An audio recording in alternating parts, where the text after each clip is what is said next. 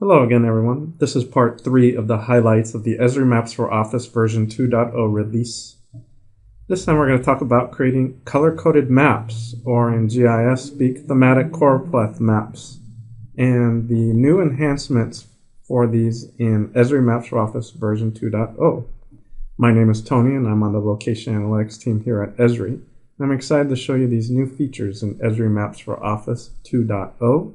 which is releasing at our 2013 Esri Partner Conference and Developer Summit in Palm Springs, California.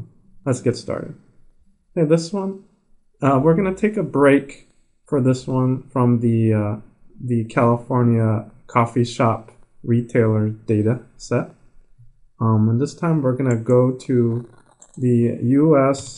Federal Election Commission's campaign disclosure portal. This is a site where federal candidates for Senate, House, and the presidency report their campaign contributions and expenditures in accordance with U.S. law.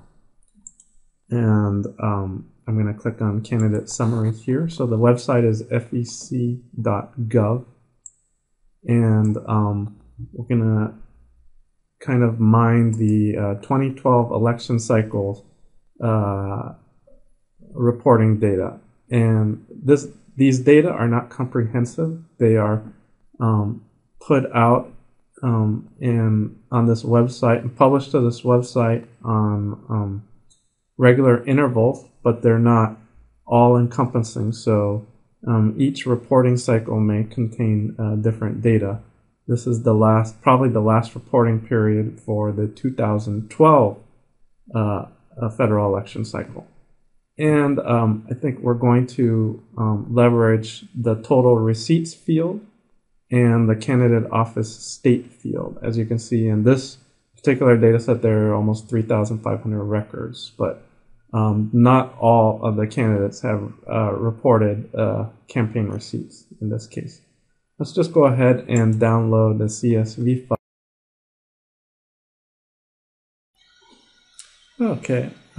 We've opened up the CSV file here within Excel. I'm going to actually expand the width of these columns so you can see some of the data, and also insert a table so I can show you some details.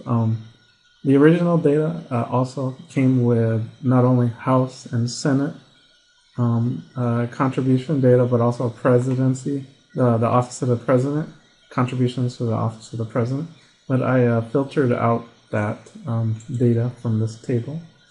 And then for the states associated with the offices, I filtered out the American territories and protectorates such as Marshall Islands, Puerto Rico, Guam, U.S. Virgin Islands, and the such. So we just have the 50 states plus the District of Columbia in our data set that we're going to visualize here today. I'm going to click on the Esri Maps tab here. As you can see, I'm still signed in with my ArcGIS Online organizational credentials. I'm going to go ahead and insert a map, drag it over here, and I'm going to keep the default background map, but I'm going to expand the size so you can see it a little better. I'm going to add Excel data, and previously I geocoded the addresses, but this time I'm going to summarize my campaign receipt data by state in this case. You can see there's zip code and country boundaries available for this US data.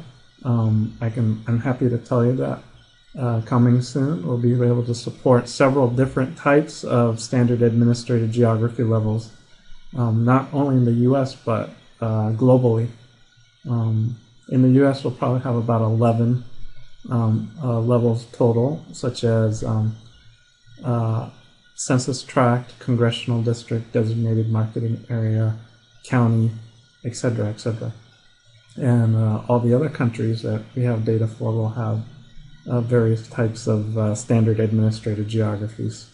We also have this custom location type support right now that allows you to associate or join your data to custom boundaries or regions that are published to ArcGIS Online. So your organization may have custom or proprietary sales territories.